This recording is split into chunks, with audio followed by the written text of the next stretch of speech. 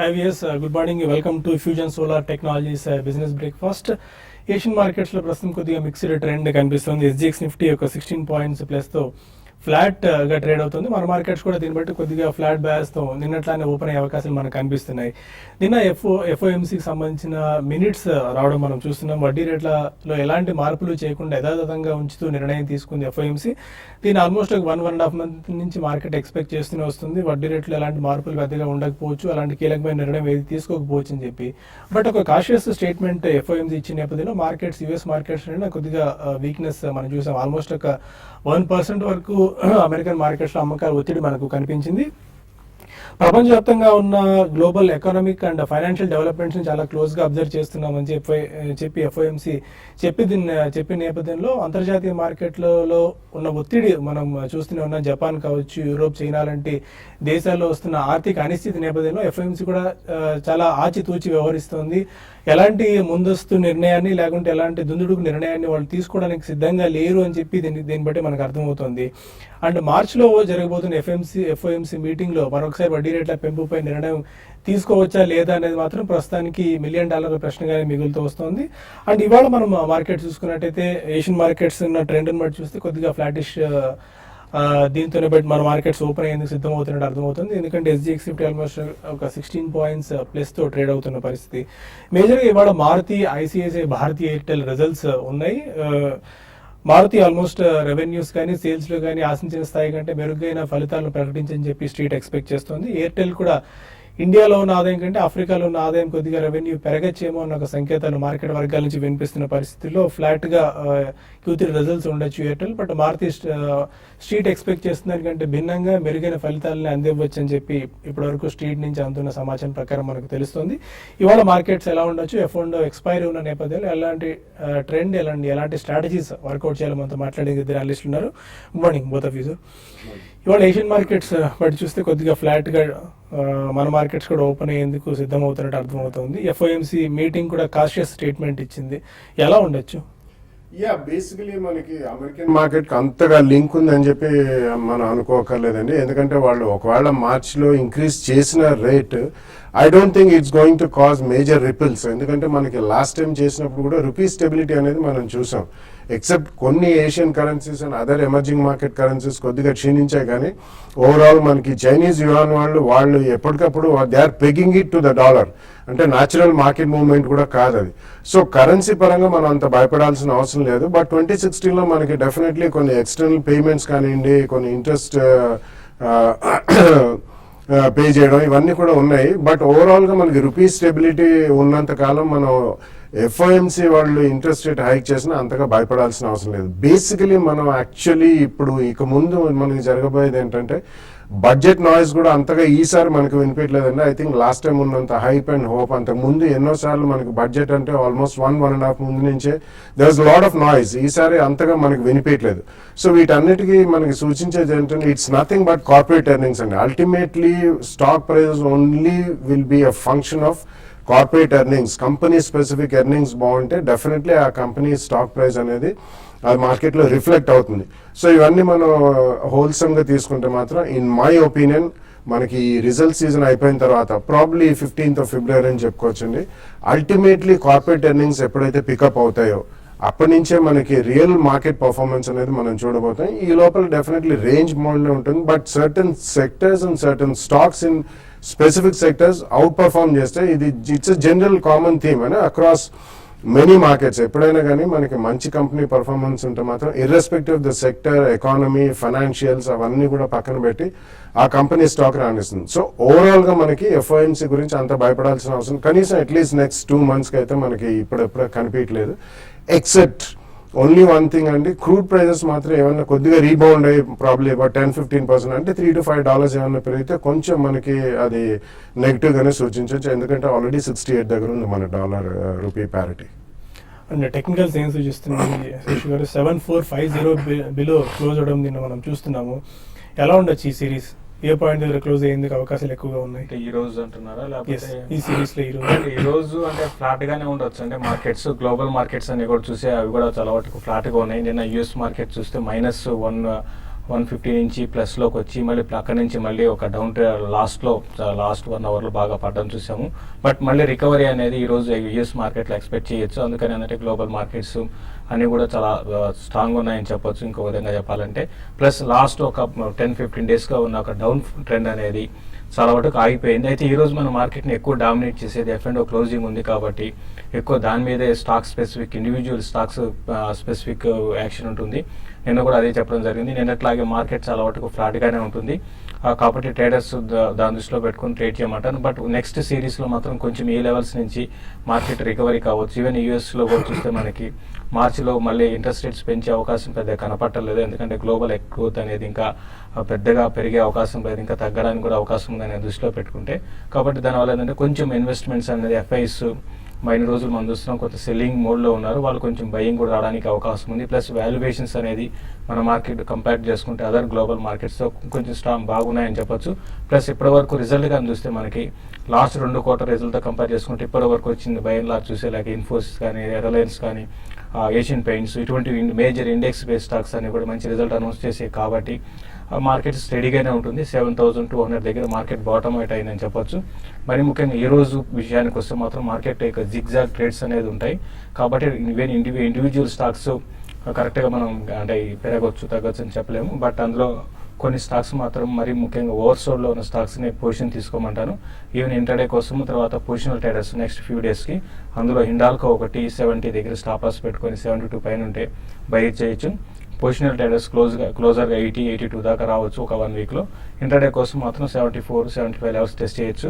అదేవిధంగా IB real estate ఒకటి కూడా ఇంటర్డే కోసం బై చేసుకోవచ్చు. 53 దగ్గర స్టాప్ లాస్ పెట్టుకోమంటాను. 56 ఆ లెవెల్ కూడా టెస్ట్ చేసే అవకాశం ఉంది. ఈ సిరీస్లో బాగా అవుట్ పర్ఫార్మ్ చేసిన స్టాక్ అయిన టాటా స్టీల్ కూడా కరెంట్ లెవెల్స్లో ఇంటర్డే కోసం బై చేయమంటాను. తర్వాత ఏషియన్ పెయింట్స్ ఒకటి 860 పైన ఉంటే దాన్ని కూడా బై చేసుకోవచ్చు. తర్వాత రిలయన్స్ ఇన్ఫ్రా మాత్రం కొంచెం హయ్యర్ లెవెల్లో సెల్ చేయమంటాను. ఏడీఐజీ ప్యాక్ లాస్ట్ 1 వీక్లో బాగా వీక్ అయిపోయినాయి కాబట్టి ఆర్కామ్ కానీ తర్వాత రిలయన్స్ క్యాపిటల్ ఇటువంటివన్నీ కూడా సెల్ చేయమంటాను. ఈవెన్ రిలయన్స్ ఇండస్ట్రీస్ని కూడా బై చేసుకోవచ్చు. బ్యాంక్ నిఫ్టీ వస్తే బ్యాంక్ నిఫ్టీ కూడా నిన్న మాత్రం ఓవర్సోల్డ్లో ఉన్న బ్యాంక్ స్టాక్స్ అన్ని బాగా పెరిగాయి. అయితే వాటిలో ఈరోజు కొంచెం హైయర్ లెవెల్లో ప్రాఫిట్ బుకింగ్ రావడానికి అవకాశం ఉంటుంది. మరి ముఖ్యంగా పిఎస్యూ బ్యాంక్స్ కొంచెం వీక్ ఉండి ప్రైవేట్ బ్యాంక్స్ స్ట్రాంగ్ ఉండే అవకాశం ఉంది. బ్యాంక్ నిఫ్టీకి 15,400 దగ్గరకు వచ్చినప్పుడు బై చేసుకోమని చెప్తాను. ఫైన్ కొంతమంది కాలర్స్ లైన్లో ఉన్నారు. ఫస్ట్ కాల్ హైదరాబాద్ నుంచి సుబ్బారావు. హలో, అడగండి సుబ్బారావు గారు. అది సకుమా ఎక్స్పోర్ట్ 500 నేను 93లో తీసుకున్నాను. అట్లే రాలీస్ ఇండియా 500 1 తీసుకున్నాను. అట్లే నాన్ ఇండస్ట్రీ ఒకటి 93లో 500 తీసుకున్నానండి. నేను 1 year వరకు వెయిట్ చేయగలుగుతాను. ఓకే, మరి ఈ తగ్గాయని కొన్ని ఎవరేజ్ చేయమంటారా చెప్పండి కొంచెం. ఓకే అండి. ర్యాలీస్ డెఫినెట్లీ ఐ థింక్ ఈ ఇయర్ మనకి మాన్సూన్ బాగుంటుందని చెప్పి ఆల్రెడీ మనకి వార్తలు చాలా స్ట్రాంగ్ గా ఇంటర్నేషనల్ ఏజెన్సీస్ నుంచి వస్తున్నాయండి. సో డెఫినెట్లీ మనకి 2 ఏళ్ళు ఎల్ నీనో తర్వాత లానినా ఈ year effect. So most of the agri stocks last year కూడా అంత పర్ఫార్మెన్స్ చూడలేదు. సో అగ్రో కెమికల్స్ లో వన్ ఆఫ్ ద పైనీర్ కాబట్టి ర్యాలీస్ డెఫినెట్లీ ఉంచమనే చెప్తానండి. గోయింగ్ ఫార్వర్డ్ మనకి ఈ సీజన్ బాగుందని ఏదైనా స్పర్ట్స్ వస్తే మాత్రం మీరు తప్పకుండా కొద్దిగా ప్రాఫిట్స్ బుక్ చేయండి. ఎందుకంటే ఇవన్నీ highly cyclical stocks. So Sakuma exports I don't cover it అండి. Man industries is again infrastructure stock అండి. కొంచెం మనకి బడ్జెట్ అయిన తర్వాత ఏదైనా స్పెషల్ రాయితీలు కానీ ఇచ్చి ఓవరాల్ మార్కెట్ సెంటిమెంట్ కొద్దిగా ఇంప్రూవ్ అయితే కనుక definitely I think even man industries current price లో మాత్రం హోల్డ్ చేయండి. పడితే ఇంకా యావరేజ్ చేయమంటారా? డెఫినెట్లీ నో అనే చెప్తానండి. సకుమా ఎక్స్పోర్ట్ విషయానికి వస్తే ఇది కూడా చూస్తే 20 రూపీస్ నుంచి 100కి వచ్చి అక్కడి నుంచి బాగా కరెక్ట్ అయిందండి. అయితే ఫండమెంటల్స్ అంటే అంత గొప్ప ఫండమెంటల్స్ ఉన్న స్టాక్ అయితే కాదు. రీసెంట్ మిడ్ క్యాప్ పార్టిసిపేషన్లో ఇది కూడా బాగా పార్టిసిపేట్ అయిందండి. అయితే లాస్ట్ ఒక 2-3 క్వార్టర్ రిజల్ట్ మాత్రం చాలా ఇంప్రూవ్మెంట్ కనపడింది. అంటే ఒక 60 కోట్ల నుంచి 400 కోట్లు అంటే ట్రేడింగ్ కంపెనీ కాబట్టి టర్న్ ఓవర్స్ ఇట్లానే ఉంటాయండి. కాబట్టి కరెంట్ లెవెల్స్లో ఇది మీరు బై చేయొచ్చు. అంటే ఆల్రెడీ పొజిషన్స్ మాత్రం మీరు ఉన్న పొజిషన్ హోల్డ్ చేసుకోండి. అయితే డీప్ కరెక్షన్స్లో మాత్రమే మీరు దీన్ని యావరేజ్ చేయండి. నెల్లూరు నుంచి రవిబాబు మరో కాలర్. హలో, అడగండి రవిబాబు గారు. బాలగారు good morning sir. Good morning అండి, చెప్పండి సార్ ఈ స్టాక్స్ గురించి చెప్పండి సార్. సెయింట్ గోబన్ గ్లాస్ నేను 48 లో కొన్నాను సార్. మీరు రికమెండ్ చేశారని.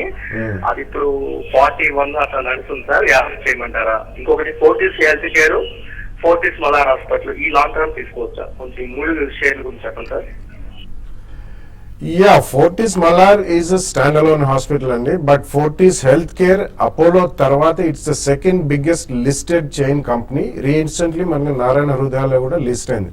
సో చైన్ ఆఫ్ హాస్పిటల్స్ లో డెఫినెట్లీ గోయింగ్ ఫార్వర్డ్ ఇటువంటి దాంట్లో మీకు అట్లీస్ట్ 3, 5, 10 years వ్యూ ఉండాలండి. ఇట్స్ అ గుడ్ స్టాక్, ఎందుకంటే వాళ్ళు డెట్ కూడా చాలా తగ్గించడానికి ప్రయత్నిస్తున్నారు, different assets in different countries కూడా పేర్ చేసి. So I think you should hold on to it. Malar hospitals అనేది it's stand alone, but it's also doing well అండి. సో ఇటువంటి వాటిలో ఎక్కడైనా మీకు స్పర్ట్స్ వచ్చినప్పుడు తప్పకుండా కొద్దిగా ప్రాఫిట్స్ అయితే బుక్ చేయండి.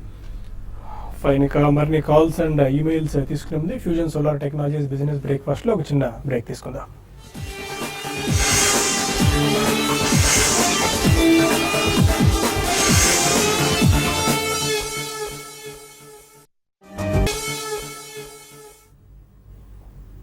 Welcome back to business breakfast. మన కాలర్ తెనాలి నుంచి బాపిరెడ్డి ఉన్నారు. హలో బాపిరెడ్డి గారు, అడగండి. Hello hello, good morning sir, అడగండి బాపిరెడ్డి గారు, వినిపిస్తోంది. నమస్కారం సార్. నమస్కారం. గారు, నేను లాంగ్ టర్మ్ ఇన్వెస్టర్ ని. 1 year back Claris life sciences 250 రూపాయలతో తీసుకున్నానండి, ఒక 500 షేర్స్. అలాగే కోరమాండల్ ఇంటర్నేషనల్ కూడా ఒక 200 షేర్స్ 1 year బ్యాక్ తీసుకున్నాను. ఇప్పుడు అవి బాగా తగ్గి ఉన్నాయి. దాన్ని యావరేజ్ చేయమంటారా, లేకపోతే మరి ఒక 20% లాస్ లో ఉన్నాను తీసేసి వేరే వెళ్ళమంటారా, ఏం చేయమంటారు? ఓకే అండి, fine. Claris life and Coromandel international. Yeah, Coromandel definitely ఉంచమనే చెప్తానండి, ఎందుకంటే లాస్ట్ 1 or 2 years మనకి క్రూడ్ పెట్రోలియం ప్రైజెస్ చాలా హై ఉన్నాయి కాబట్టి most of the fertiliser companies వాళ్ళకి ఇన్పుట్ కాస్ట్లు కూడా తగ్గలేదు and they did not do well. Coromandel private sector fertiliser companies లో it's actually number 1 company. Not only fertiliser, complete agri chain లో they are almost a very decent company. Murugappa group చెన్నైకి చెందింది. So definitely ఉంచండి. Current rate లో maybe around 165, 170 zone లో అయితే you can definitely average that అండి. Claris life sciences additional గా మాత్రం కొనద్దు, ఉన్న స్టాక్ ఉంచండి. వాళ్ళకి లాస్ట్ ఇయర్ కొద్దిగా ఏవో చిన్న ఇన్కమ్ ట్యాక్స్ రేట్స్ అవి వచ్చి అండ్ ఫైలింగ్స్ ఏవైతే వాళ్ళు యూఎస్ ఎఫ్డిఏకి అండా ఫైలింగ్స్ చేశారో అవి అంతగా మెటీరియలైజ్ కాలేదు. So next 1 or 2 years definitely బాగానే ఉంటుంది. ఉన్న ప్రాబ్లమ్స్ అన్ని సెటరైట్ చేసామని చెప్పి వాళ్ళు ఇవ్వడం జరిగింది. 2 years బ్యాక్ వాళ్ళు ఒక మేజర్ ఫెసిలిటీ అమ్మాయి, క్యాష్ రిచ్ కంపెనీ అండి. సో కొద్దిగా టైం పడుతుంది, ఎందుకంటే రీసెంట్లీ అన్ని ఎఫ్డిఏ ఆంక్షలు అన్ని పెద్ద కంపెనీస్ మీద కూడా విధిస్తున్నారు కాబట్టి మొత్తం pharmaceutical is not doing so well. Claris additional గా కొనద్దు, కోరమాండల్ అడిషనల్ గా కూడా కొనొచ్చు. విజయవాడ నుంచి సుబ్బారెడ్డి మన కాలర్. నమస్తే సార్. నమస్కారం అండి. నమస్తే బాలా గారు. నమస్కారం అండి. సార్, అస్సాం టీ తీసుకొని ఉన్నాను సార్ 7 rupees లో. దాని గురించి కొంచెం చెప్తారా సార్? యా, ఇవన్నీ కూడా డెఫినెట్లీ పెన్నీ స్టాక్స్ అండి. అండ్ యాక్చువల్లీ ఇన్ ఏ వే మనకి డిసెంబర్ క్వార్టర్ అయితే మనకి ఆల్మోస్ట్ ఒక సీజన్ అంటూ అయిపోయిందని చెప్పుకోవాలి. యూజువలీ మనకి September and December quarter is the best season for tea companies అండి, బికాస్ ఆఫ్ వింటర్ సీజన్.